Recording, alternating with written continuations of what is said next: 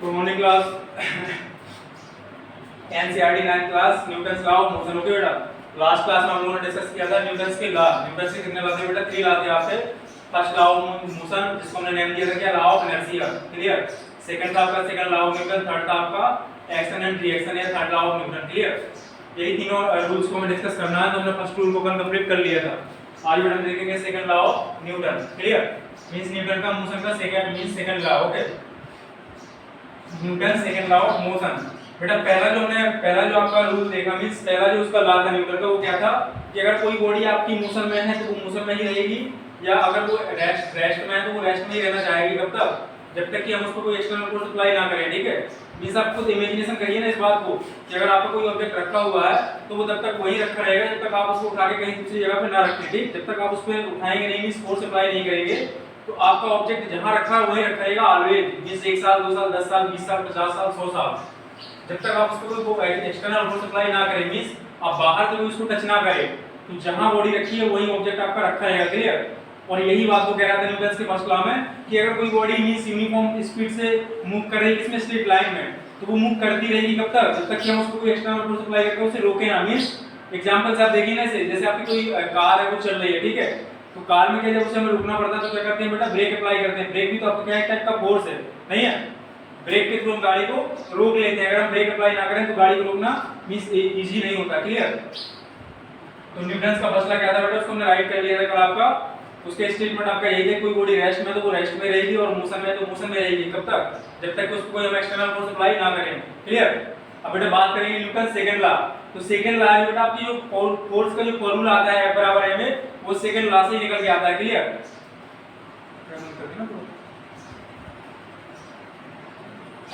Second law of Newton. Clear.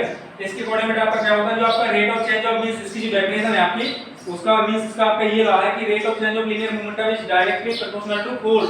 Means अगर हमें force की वैल्यू फाइंड आउट करनी है तो किसी ऑब्जेक्ट पे जो हमने फोर्स अप्लाई किया वो किसके प्रोपोर्शनल होगा? Rate of change of linear momentum. और लीनियर मोमेंटम मैंने आपको क्या डिस्कस किया था? P बराबर m into v। Okay, means आपका लीनियर मोमेंटम क्या था बेटा? P equal to m into v। तो आपसे सेकंड रूल में बेटा कह रहा है कि आपका किसके प्रोपोर्शनल है? Directly P means del P। Okay, del P upon T means rate of change of linear momentum. Okay, del P की वैल्यू जो फाइंड आउट करनी है, del P तो कैसे हो जाएगा आपका? m into v final minus m into v initial. Means ये आपका क्या हो गया बेटा? P final means linear momentum final, और ये आपका क्या है बेटा? Minus P initial means linear momentum at initially upon time P। Okay, इसी को हमें बेटा क्या करना है? थ्योरेटिकल फॉर्म में राइट करना है, और फिर इसका मैथमेटिकल फॉर्म देखेंगे आपका फार्मूला फोर्स का आता कैसे है, इक्वल टू ma कहां से आता है। ठीक है, मैं मत कर देना।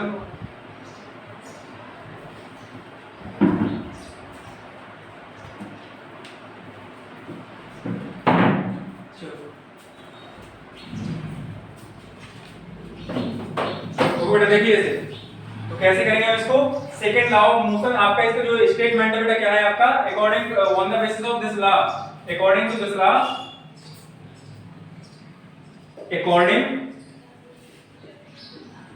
अकॉर्डिंग टू दिस लॉ क्या कह रहा है बेटा? इस लॉ आपका जो स्टेटमेंट है वो क्या है आपका?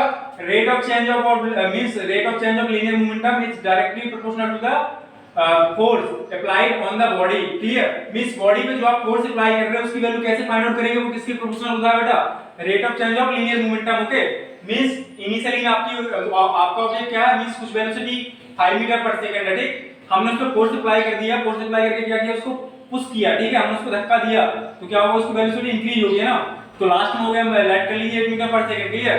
तो P इनिशियल कितना हो जाएगा? m into v1 और P फाइनल कितना होगा? m into v2। क्लियर। इसी का जो आपका डिफरेंस आता है और उसके ऊपर मैं टाइम कर दूं कि कितने टाइम के लिए हमने फोर्स अप्लाई किया, तो वही आपका क्या हो जाएगा बेटा? मींस आपका वहीं से फोर्स की वैल्यू आ जाएगी। क्लियर। इसी को हम राइट कर लेते हैं कि according to this law force is directly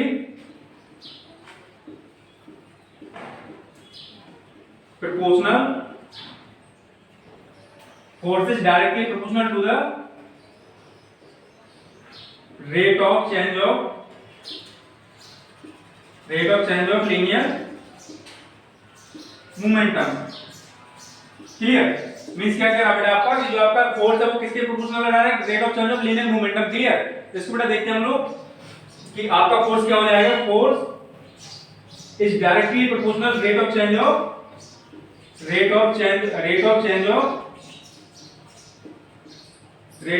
of linear momentum. Clear? इसको बेटा बॉक्स में क्लोज कर लेंगे। यही आपका सेकंड लॉ ऑफ न्यूटन है। न्यूटन ने आपका जो फर्स्ट लॉ दिया था उसमें क्या था कि कोई बॉडी रेस्ट में तो वो रेस्ट में रहेगी जब तक उस पर कोई एक्सटर्नल फोर्स अप्लाई ना किया जाए, और अगर कोई बॉडी आपकी मोशन में है, यूनिफॉर्म मोशन में है, किसमें, स्ट्रेट लाइन में, तो वो तब तक नहीं रुकेगी जब तक कि हम उसको कोई एक्सटर्नल फोर्स अप्लाई ना करें। ठीक है? और सेकंड लॉ ऑफ न्यूटन क्या है बेटा आपका कि जो आपका फोर्स है वो किसके डायरेक्टली प्रोपोर्शनल होता है, rate of change of linear momentum. Clear? अब इसको बेटा मैथमेटिकल फॉर्म लेके आते हैं कि आपका फोर्स की डेफिनेशन आती है कहां से। क्लियर? देखिए बेटा इसको आप नोट कर लेंगे, मैं इसको रख के दे रहा हूं, नोट कर लीजिएगा ऐसे। Mathematical form of Newton second law.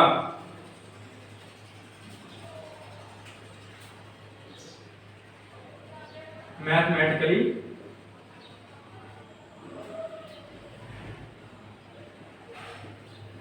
Formula क्या हो जाएगा बेटा, हमने कोई आपका ऑब्जेक्ट कंसीडर कर लिया, हमने यहाँ पे कोई ऑब्जेक्ट कंसीडर किया, ओके, इसका मास बेटा कितना है, m है, ओके। इसकी जो इनिशियल वेलोसिटी वो कितनी है, v1 v इनिशियल हो गया, okay, v1 v initial metre पर सेकंड से क्या कर रहा है बेटा, मूव कर रहा है। क्लियर? जब हमने इसमें बेटा फोर्स अप्लाई कर दिया, तो मैंने जब इसमें फोर्स अप्लाई कर दिया, मैंने कोई फोर्स अप्लाई कर दिया, ओके, f, तो क्या होगा, इसकी वेलोसिटी इंक्रीज हो जाएगी, कितनी हो गई, हमने जस्ट लेट कर लिया, इसकी मींस फाइनल वेलोसिटी कितनी होगी, v2 की वैल्यू बेटा v फाइनल। क्लियर? और मास आपका जो ऑब्जेक्ट का वही रहेगा, मास यहां भी m था और यहां भी क्या m ही रहेगा, ओके।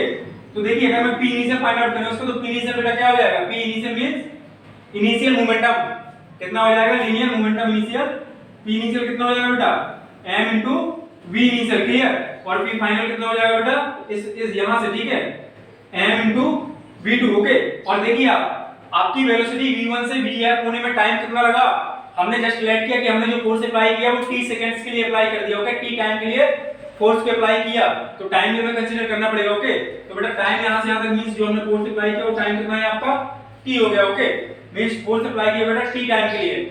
तो इसी को हम अप्लाई कर देंगे, मींस जो न्यूटन का सेकंड लॉ है उसको हम एप्लीकेबल यहां पे कर देंगे, ठीक है। उसके बेस पे आपका क्या हो जाएगा, जो आपका फोर्स है बेटा वो डायरेक्ट प्रोपोर्शनल हो जाएगा किसके, rate of change of linear momentum means del p upon del t।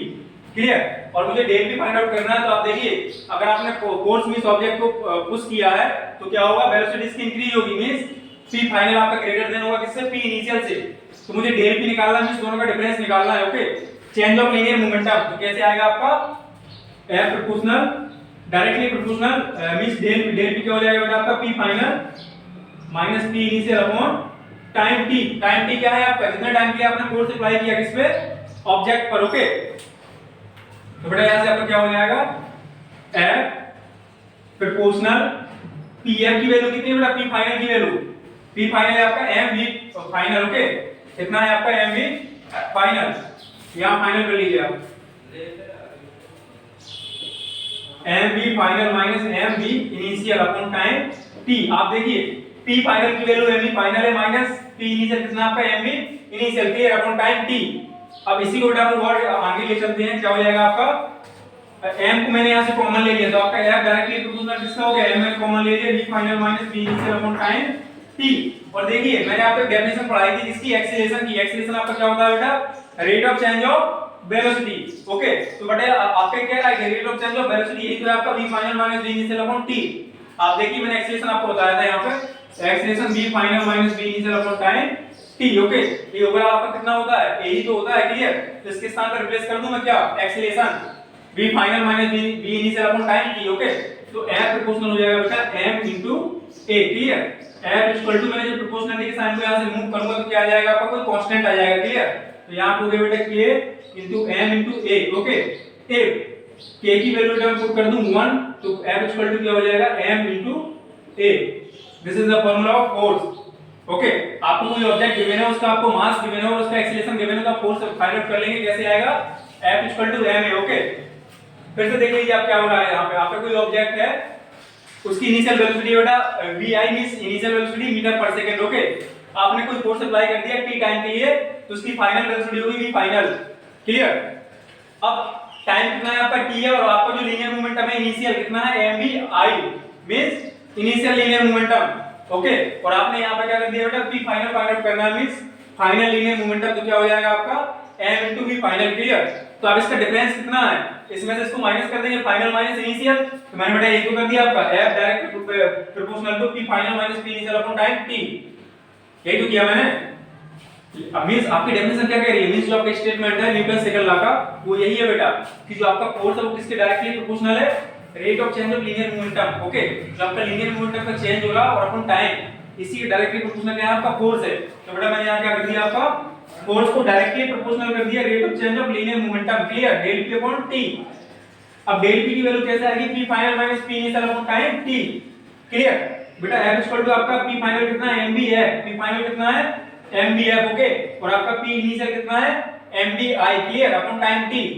बेटा दोनों में से मैंने m को कॉमन ले लिया, m आपका सेम था तो मैंने कॉमन लिया, बचा क्या आपका v final minus v initial upon time t, और rate of change of velocity क्या होगा आपका, ये पूरा टर्म क्या है आपका एक्सीलरेशन नहीं है, एक्सीलरेशन है। ओके, तो आपका f इक्वल टू क्या होगा बेटा k m into a, मैंने इस प्रोपोर्शनल के साइन को रिमूव किया, तो आपका k, मैंने मुझे कुछ कांस्टेंट यहां पे अप्लाई करना पड़ा, तो मैंने k को वहां पुट कर दिया। ओके, और मैंने लेट कर लिया f k इक्वल टू 1, अगर आपका k की वैल्यू 1 है then f equal to ma हो जाएगा। क्लियर? तो आपका फोर्स कैसे फाइंड आउट कर पाएंगे हम, मास multiply acceleration of the object. Okay, जिस ऑब्जेक्ट का हमें मास गिवन है उस ऑब्जेक्ट का मास का मल्टीप्लाई मैं उसी ऑब्जेक्ट के एक्सीलरेशन से कर दूंगा, तो आपका उस ऑब्जेक्ट पर जितना फोर्स अप्लाई हो रहा है उसकी वैल्यू फाइंड आउट कर पाएंगे। क्लियर? तो इसको बेटा आप राइट कर लेंगे कि आपका क्या मींस कैसे आ गया आपका टोटली। ओके, राइट कर लीजिए, राइट करिए इसे। सेकंड लॉ में आपका इतना ही था बेटा, इसका सिर्फ आपको स्टेटमेंट राइट करना था और उसको मैथमेटिकल फॉर्म में लेके आना था, तो ये मैं लेके आ गया, और आपका फार्मूला क्या बन गया m ma। क्लियर? राइट करिए इसे। इसके भी इस पे न्यूटन सेकंड लॉ में हम लोग दो तीन एग्जांपल्स करते हैं, तो आपका क्लियर हो जाएगा। Clear? Example based on Newton second law, इसी का यूज करेंगे m ma का, इसी मींस आपका जो कांसेप्ट स्टेटमेंट है इसी का यूज करके हम क्वेश्चंस करेंगे अभी।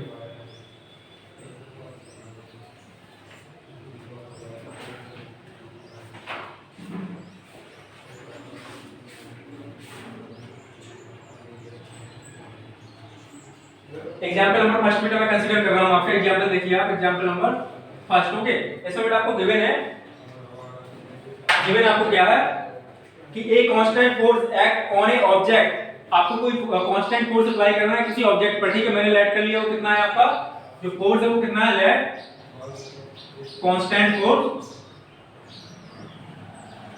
कितना है बेटा F न्यूटन है। क्लियर? फोर्स की यूनिट मैंने क्या बताई थी आपको, न्यूटन। ओके, फोर्स आपका कितना है मींस F न्यूटन हो गया, act on an object of mass 5 kg, जो आपका ऑब्जेक्ट का मास गिवन है बेटा, मास कितना है आपका, मास m की वैल्यू कितनी है 5 kg। क्लियर? आपसे कह रहा बेटा कि kg for a duration of 2 seconds, जो फोर्स हमने अप्लाई किया वो कितने सेकंड के लिए अप्लाई किया, टाइम क्या है आपका 2 सेकंड्स। क्लियर? तो टाइम कितना हो गया आपका, time force apply on the object for time t, इसकी वैल्यू कितनी गिवन है 2 सेकंड्स। ओके, जो आपने फोर्स अप्लाई किया वो कितने सेकंड्स के लिए अप्लाई कर दिया, 2 सेकंड्स के लिए। क्लियर? आगे देखिए क्या हो रहा है आपका, it increases the object velocity from 3 metre पर सेकंड टू 7 मीटर पर सेकंड। ओके, जब हमने ऑब्जेक्ट का बेटा, आपको कोई ऑब्जेक्ट है, इसकी इनिशियल वेलोसिटी आपको गिवन है 3 मीटर पर सेकंड। ओके, और फाइनल वेलोसिटी कितनी हो जा रही है, v फाइनल बेटा आपका 7 मीटर पर सेकंड। ओके, 7 मीटर पर सेकंड। तो आपने क्या किया बेटा, इस पे कोई फोर्स अप्लाई किया होगा तभी तो इसकी वेलोसिटी इंक्रीज हो गई ना। अगर आप इसको धक्का नहीं देंगे, आप इसको पुश नहीं करेंगे, तो इसकी वेलोसिटी कैसे इंक्रीज होगी। तो मींस क्या कह रहा है आपका क्वेश्चन कि आपने कोई फोर्स अप्लाई किया और इनिशियल में इसकी वेलोसिटी कितनी थी 3 मीटर पर सेकंड, और जब आपने फोर्स अप्लाई किया कितने टाइम t 2 सेकंड्स के लिए। ओके, तो इसकी फाइनल वेलोसिटी कितनी होगी बेटा 7 मीटर पर सेकंड। ओके, तो आपको यही बताना है कि आपकी फोर्स की वैल्यू क्या होगी। क्लियर? और m की वैल्यू कितनी गिवन है 5 kg का ब्लॉक है। ओके, 5 kg m 5 kg आपको फाइंड आउट करना है कि फोर्स की वैल्यू क्या होगी आपकी। ओके, तो बेटा आपने क्या किया, न्यूटन सेकंड लॉ अप्लाई कर दिया, सॉल्व करने स्टार्ट किया। ओके, तो आपको पता है F क्या होता है बेटा, m v final minus v initial upon t। Okay, means rate of change of linear momentum यही है ना आपका। अब देखिए फोर्स की वैल्यू फाइंड आउट करनी है तो आपका m की वैल्यू कितनी है 5 kg ओके, और v फाइनल कितना बेटा आपका, v फाइनल है आपका 7 माइनस इनिशियल कितना 3 अपॉन टाइम कितना 2 सेकंड्स ओके।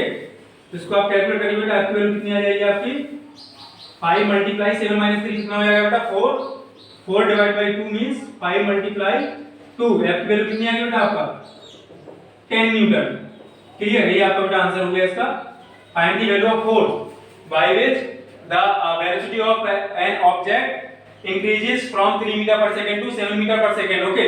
मींस आपको उस फोर्स की वैल्यू फाइंड आउट करनी थी जिसके अप्लाई करने पर 2 सेकंड्स में वेलोसिटी आपके 3 मीटर पर सेकंड से 7 मीटर पर सेकंड हो जा रही थी। क्लियर, तो हमने सीधे सीधे इसका बेटा क्या किया, सेकंड लॉ ऑफ न्यूटन का यूज कर दिया, F directly proportional to rate of change of linear momentum. Clear, mass m भी क्या है आपका p final means linear momentum final, और आपका m vi क्या है आपका इनिशियल लीनियर मोमेंटम। क्लियर, और आपको टाइम कर दिया मैंने, इसको बेटा सॉल्व किया, आपका f की वैल्यू कितनी आ गई 10 न्यूटन ओके। कुछ नहीं है इसमें, ठीक है, सीधा सा आपका एक ही फार्मूला है, ये हमें अप्लाई करना है बार बार। इसको राइट कर लेंगे बेटा आप। सेकंड देखते हैं इसका second example, example number second.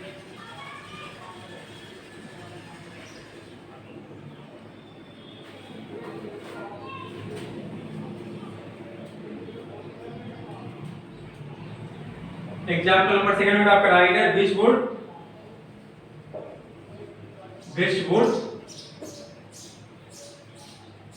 require a greater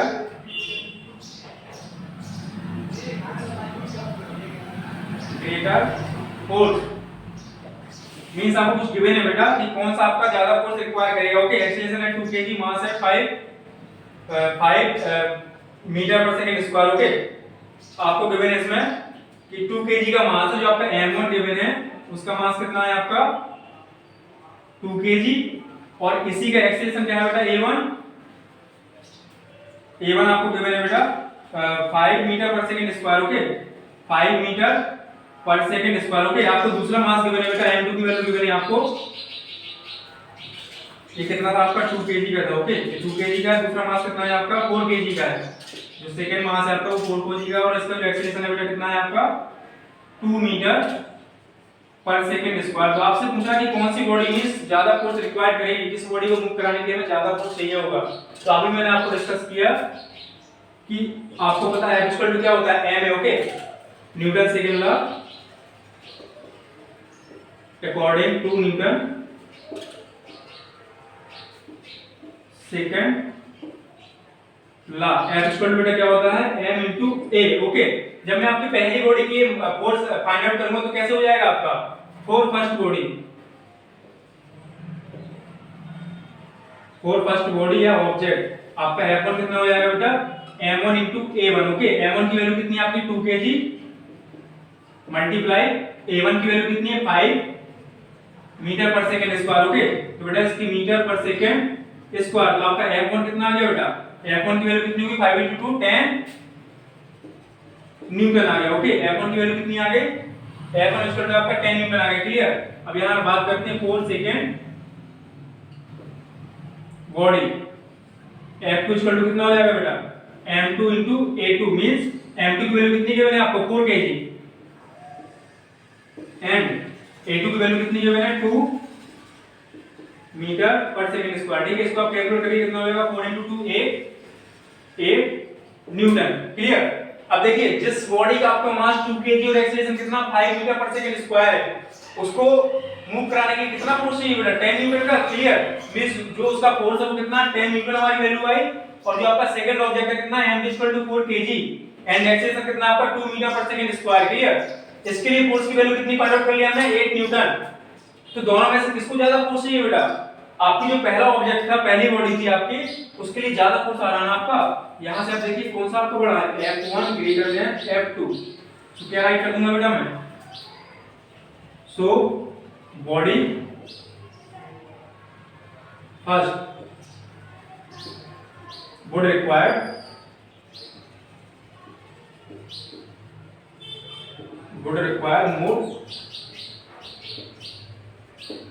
more force। ठीक है, आपकी F1 की वैल्यू क्या आ गई बेटा ज्यादा आ गई, इसलिए मैंने कैलकुलेट कर लिया, so body first would require more force। एक बॉडी फर्स्ट की तो बात हो रही थी यहाँ पे, क्लियर। तो इसको फिर से आप देख लीजिए क्या था आपका क्वेश्चन में। आपसे क्वेश्चन में था बेटा आपको दो बॉडी की वैल्यू थी, m1 की वैल्यू थी 2 kg, m2 की वैल्यू थी 4 kg, ओके। और जो m1 का आपका एक्सीलरेशन था कितना था 5 मीटर पर सेकंड स्क्वायर, क्लियर। और जो आपका m2 का एक्सीलरेशन कितना है 2 मीटर पर सेकंड स्क्वायर। तो आपसे यही पूछा था कि किस बॉडी के लिए मींस ज्यादा फोर्स चाहिए होगा, क्लियर। कौन सी बॉडी ज्यादा फोर्स रिक्वायर करेगी। तो मैंने बेटा क्या किया आपका according to the Newton second law F ma आपका होता है ना, सेकंड लॉ से मैंने अभी फाइंड आउट किया था, फार्मूला उसका रिक्वायर क्या था F ma, ओके। तो यहाँ पे क्या है, for first body F1 equal to क्या हो जाएगा m1 a1, okay. 2 multiply 5 equal to 10 newton. तो पहली बॉडी के लिए जो फोर्स आपका रिक्वायरमेंट उसकी कितनी है 10 न्यूटन की, क्लियर। बात करें बेटा सेकंड ऑब्जेक्ट की, तो क्या हो जाएगा आपका F2 equal to m2 a2, 4 kg multiply 2 metre पर सेकंड स्क्वायर इक्वल टू आपका कितना हो गया 8 न्यूटन, क्लियर। अब देखिए दोनों का आप कंपैरिजन करिए, किसकी वैल्यू इज ग्रेटर देन है। तो आपका जो F1 की वैल्यू क्या आ रही है F2 से मोर आ रही है, क्लियर। तो कौन सी है F1 किसके लिए था, जो आपका फर्स्ट ऑब्जेक्टिव उसी के लिए तो है आपका m1 के लिए तो है आपका क्या F1, और F2 किसके लिए है F2 के लिए, ओके। तो दोनों का आप कंपैरिजन करेंगे तो आपका क्या आएगा F1 greater than F2, clear. सो बेटा राइट कर देंगे, क्या राइट करेंगे, so body first would require more force, clear. अब इसको जो एग्जांपल 3 देख लेते हैं हम लोग, एग्जांपल नंबर 3, इसको राइट कर लेंगे आप लोग।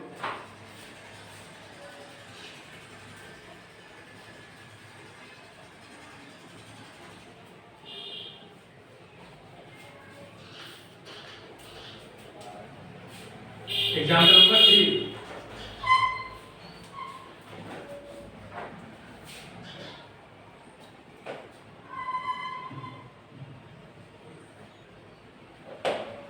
A motorcycle is moving with a velocity of 108 km per hour, okay। Means आपकी कोई मोटर बाइक है, मोटर कार है, वो कितने से वेलोसिटी से मूव कर रही है बेटा 108 km per hour, okay. And it takes 4 second, ये मूव कर रही है और 4 सेकंड का टाइम लेती है, clear, to stop after the brake apply. Means अगर हम ब्रेक अप्लाई करेंगे तो क्या होगा, आपका जो मोटर कार है वो फाइनली रुक जा रही है। मींस इनिशियल जो वेलोसिटी है वो कितनी है बेटा 108 km per hour, और जो फाइनल हो जाएगी स्टॉप होने के बाद कितनी हो जाएगी फाइनल 0, क्लियर। तो आपसे कह रहा calculate the force exerted by the breaks on the motor car if its mass along with the passenger is 1000 kg। आपको मास कितना गिवन है बेटा, इसमें जो भी आपको गिवन है वो राइट कर लेंगे आप। गिवन क्या है आपको,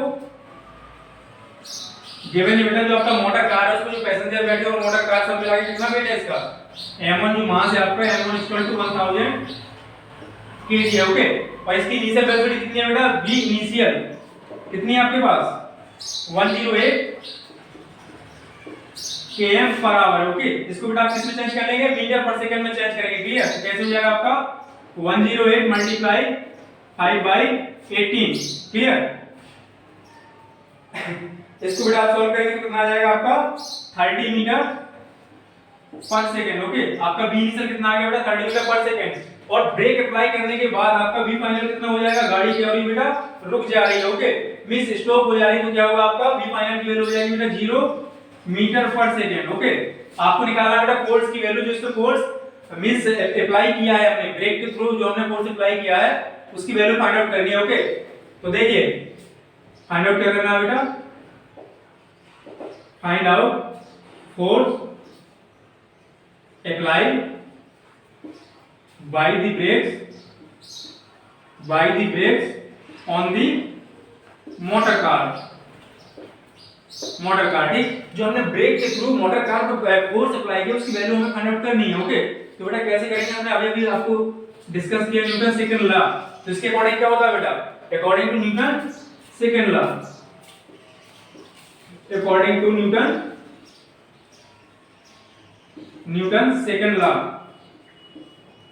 क्या हो जाएगा आपका force F equal to force is directly proportional to rate of change of linear momentum, okay. तो F equal to m v final minus v initial upon time t, okay.